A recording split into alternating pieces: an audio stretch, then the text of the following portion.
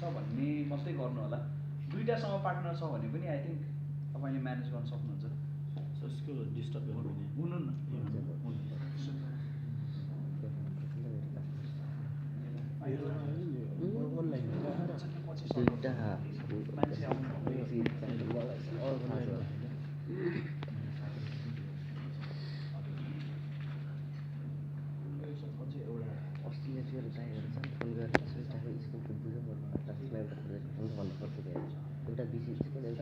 circumstances try to make up evidence, right? Please, let's be honest with our work.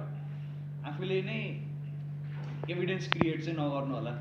भन्नाले that could mean कि स्टुडेन्टहरूलाई reflection लेख्न चाहिँ आफैले नै लगाउने हुन्छ नि, भन्नाले आफूले रिसाइट गरेर लेख्न लाउने कुराहरू होला होइन। यस्तो कुराहरू चाहिँ हुन्छ, हामीलाई थाहा भइहाल्छ त्यो टिचरले गरेको काम र स्टुडेन्टले गरेको काम हेर्दै थाहा भइहाल्छ होइन। त्यसले गर्दा त्यस्तो कामहरू नगरौँ, नयाँ नयाँ एभिडेन्स आफै क्रिएट नगरौँ। जे जति छ त्यसैलाई नै राम्रोसँगले वर्कआउट गरौँ। अब 3 महिनाको टाइम छँदैछ हामीसँग, सो छुटेको ओरेको सकिसकेको प्रोजेक्टमा पनि छुटेको ओरेको कुरा छ भने अलिअलि मिलाउने कुरा हो। त्यो मिलाउनलाई खासै गाह्रो पर्दैन। 3 महिनाको time is enough time I think for any project to be completed है।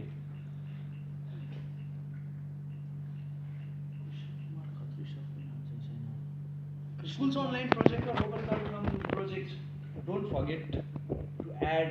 अब यसमा मैले खासमा के अरे अझै एडिसनल पोइन्ट्सहरू थप्न लाग्यो, तर म भर्बली नै भनिदिन्छु। स्कुल्स अनलाइन प्रोजेक्टमा स्कुल्स अनलाइन जुन पेज छ नि त्यसको स्क्रिनसटहरू राख्नु होला। स्क्रिनसट पनि यस्तो राख्नु होला जहाँनिर चाहिँ एक्चुअली काम भएको देखिन्छ है। भन्नाले त्यो स्कुल्स अनलाइनमा प्रोजेक्ट स्पेस लिएको मात्रै फोटो पनि आउँछ कि डजन्ट वर्क है। प्लिज नबिर्सिनु होला। स्क्रिनसटमा सरले यो फुल लिइरहनु भएको छ नि भिडियो हो, त्यस्तो छ भने बरु सरहरूलाई पनि सेयर गरिदिनु होला पछि। त्यसो भने रि एकखेप उयो गर्नलाई हजुर हाम्रो नमुनाबाट सरको स्क्रिनसटमा एकदमै क्लियरली चाहिँ हाम्रो प्रोजेक्ट भएको देखिनु पर्यो। प्रोजेक्ट स्पेस लिएको मात्रै फोटो हुन्छ नि, त्यो डजन्ट मिन एनिथिङ के। सो तपाईँहरूले हालेको कुराहरू अनि पार्टनरहरूले गरेको कमेन्ट्सहरू त्यो सबै देखिनु पर्यो स्कुल्स अनलाइन प्रोजेक्टमा राइट। अनि लोकल करिकुलमकोमा लोकल करिकुलम नै एउटा हुनु पर्यो। सबैको लोकल करिकुलम नै मेन करिकुलम डकुमेन्ट छ नि, जहाँ चाहिँ जेनरल स्पेसिफिक अब्जेक्टिभ लेखाएको छ, पिरियडहरूको कुरा गरेको छ, त्यो हुनै पर्यो। त्यो सँगसँगै बाँकी एभिडेन्स त अरू यसलाई पनि अरूकै जस्तै एभिडेन्स हो।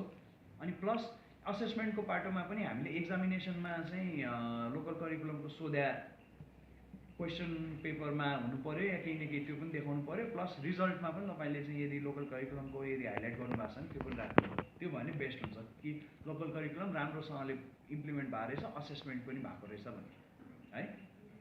अब फ्युचर प्लानमा पनि तपाईँको के हुनसक्छ भने लोकल करिकुलमलाई चाहिँ हामीले यो चाहिँ अब आउने इयर्समा चाहिँ हामीले यो लोकल करिकुलमलाई चाहिँ अझै इन्हान्स गरेर चाहिँ कन्टिन्यू गर्छौँ भन्ने पनि वान अफ द कुरा हुनसक्छ है तपाईँले आफ्नो फ्युचर प्लानमा लेख्ने कुरामा। अनि curriculum link for all projects highlighted, यो चाहिँ सबसे इम्पोर्टेन्ट कुरा हो। हामी जस्तो मान्छेलाई स्पेसली म करिकुलमको मान्छे होइन, इभन रमेश सर पनि अब करिकुलममा नि इङ्ग्लिसको हो, सो उहाँलाई म्याथको हरेक कुरा, साइन्सको करिकुलमको कुरा त थाहा हुँदैन, सोसलको होइन। त्यसो हुँदाखेरि हाम्रो मसँग ठ्याक्क पिक्चर चाहिँ छैन, तर तपाईँले के गर्नुहोस् भने हरेक प्रोजेक्टको लागि कसैको त एक्सन प्लानमा नै हाइलाइटेड छ। सबैभन्दा बेस्ट नभएकोमा चाहिँ करिकुलमको फोटो लिनुहोस् अनि हाइलाइट गरिदिनुहोस् कि हरेक प्रोजेक्टको लागि। सो कुन करिकुलमको चाहिँ कुन चाहिँ टपिकमा हामीले यो प्रोजेक्ट गरेको हौँ भन्ने भएपछि चाहिँ ठ्याक्क त्यो करिकुलमको एउटा पिक्चर, त्यसलाई हाइलाइट हरेक प्रोजेक्टमा। त्यसो भएपछि चाहिँ मैले अब असेस गर्दाखेरि ए ल एटलिस्ट करिकुलम बेस्ड एक्टिभिटी रहेछ भन्नेकोमा चाहिँ मैले आँखा चिम्लेर टिक गर्न पाएँ क्या। अब मैले फेरि करिकुलम रेफर गरेर अथवा सरलाई सोधेर यो हो कि होइन, करिकुलममा के छ, यो कस्तो छ भन्ने कुराको केही डाउटै रहेन क्या। त्यसपछि एकदमै राम्रो प्र्याक्टिस हो। राम्रो काम गरेको स्कुल्सहरूले सबैले यसरी गर्नुभएको छ। तपाईँहरू पनि प्लिज नछुटाउनु होला।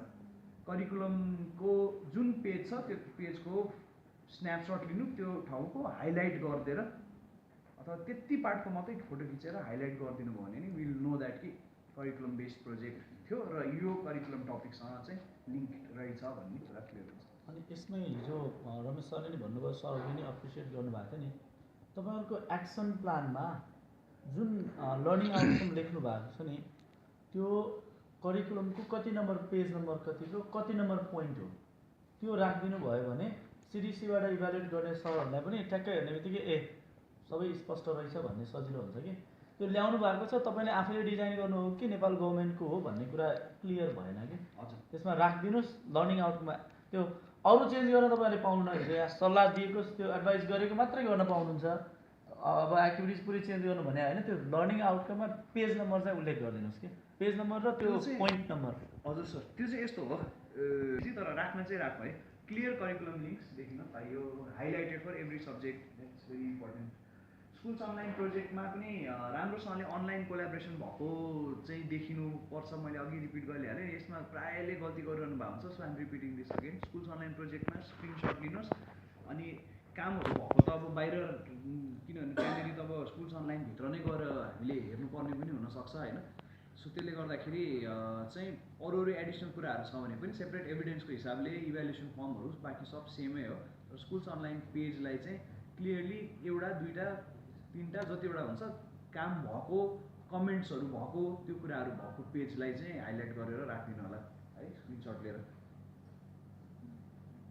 ओके, अब नेक्स्ट स्टेप्स पछि उता we can go into question and आन्सर्सहरूतिर जान सकिन्छ होइन, टक फर्दर अबाउट द्याट। लगभग अब सक्यो भनौँ यो चाहिँ हुन्छ नि सेसन चाहिँ। तर what you need to be sure what is collecting information, त्यसपछि आफ्नो आफ्नो प्रोजेक्ट सकिँदै जाँदाखेरि कोलेक्सन गरिरहने, लास्ट मोमेन्टमा नगर्ने। Submit the dossier even if you have not completed some projects as I said, किनभने त्यो डसियरमा त्यो विद्यार्थीहरूको मेहनत छ, त्यो तपाईँकै पनि मेहनत छ। And I am sure even if the projects are not completed you would want us to see the dossiers है। सो विद्यार्थीहरूको लागि do not forget the DEO letter, बिर्सिरहेको हुन्छ होला, यदि फेरि बिर्सिनु भएको छ भने याद गर्नुहोस्। The assessment results will be shared in the award ceremony. अब यो हामीलाई थाहा हुन्छ कि तपाईँहरूले चाहिँ स्कुल्सहरूलाई त्यसरी गरिरहनु भएको छ भनेर होइन। सरको केसमा पनि एम्बेसेडरियल रोल अब पहिला नोएल सर हुँदा भन्नुहुँदै थियो, तर पनि अब अहिले पनि तपाईँले केही न केही चाहिँ खोज्नु चाहिँ पर्छ, किनभने रिएक्रिडिटेसन स्कुलले चाहिँ एम्बेसेडरियल रोल खेलेको हुनैपर्छ कि। आफूले चाहिँ सर भन्नु त्यस्तो तपाईँले पहिला 3 वर्ष पहिला आइएस अवार्ड पाउनुभयो नि सर, यो 3 वर्ष त्यो आइएस अवार्ड पाएर त्यो दरार संख्या राख्नुभयो मात्रै गर्नुभयो, आफूभित्र मात्रै गर्नुभयो कि अरू वरिपरि स्कुलहरूलाई सिकाउनु भयो, उनीहरूलाई यो हो यस्तो हो भनेर। अनि तपाईँको कारणले गर्दा तपाईँको नेबरिङ स्कुलहरूले अप्लाई गरेको छ कि छैन, हामीले गऱ्यौँ, त्यसपछि फलाना स्कुलहरूलाई हामीले भनेका थियौँ, त्यसको प्रमाणस्वरूप अरू स्कुलले पनि प्रयास गर्यो, उनीहरूले पनि आइएस जर्नीमा अगाडि बढ्यो भन्नेको एउटा ट्यान्जिबल इभिडेन्स दिनु पर्यो, एभिडेन्स दिनु पर्यो भन्नाले अहिले ठिक छ हो त्यो दिनुहोस् के त हो त्यही त होइन, त्यो एभिडेन्स उनीहरूले एउटा सानो रिपोर्ट लेख्दियो केही तर तपाईँको यो इयरमा चाहिँ अब भएको यसमा चाहिँ तर उहाँहरूले क्लियरली लेख्नु चाहिँ पऱ्यो कि सेन्ट क्यापिटान स्कुलले हामीलाई यो पार्टहरूमा चाहिँ सहयोग गरेर चाहिँ हामीले इन्टरनेसनल स्कुल अवार्ड पाउनको लागि मद्दत भएको छ भनेर गरेको हो। त्योभन्दा बाहेक अझै एउटा राम्रो कुरा के गर्न सक्नुहुन्छ भने नि वरिपरिकोबाट यसो गोपाल सर हुनुहुन्छ, त्यहाँ गोपाल बस्याल होइन, गोपाल बस्याल सर हुनुहुन्छ, उहाँसँग कोअर्डिनेट गरेर बरु इटिसीमै होइन चाहिँ हामीले 1-2वटा गभर्मेन्ट स्कुल्सहरू चाहिँ एकदम पोटेन्सियल गभर्मेन्ट स्कुल छ भने उहाँहरूलाई चाहिँ यसपालिको आइएसएमा पार्टिसिपेट गर्नलाई मोटिभेट गर्नुहुन्छ कि आइएसमा, त्यो पनि एउटा हुन्छ। अनि त्यसको बदलामा तपाईँले चाहिँ एउटा लेटर अफ अप्रिसिएसन चाहिँ दिनु होला, तर एक्चुअली सहयोग गर्नुभयो भने मात्रै दिनु होला, एकअर्कालाई चाहिँ सहयोग गर्नलाई दिएर काम पनि छैन है। अनावश्यक तनाव हुन्छ, तपाईँले अब के भन्छ अवार्डको लागि पनि एलिजिबल हुनुहुन्न, केही पनि हुँदैन काम के।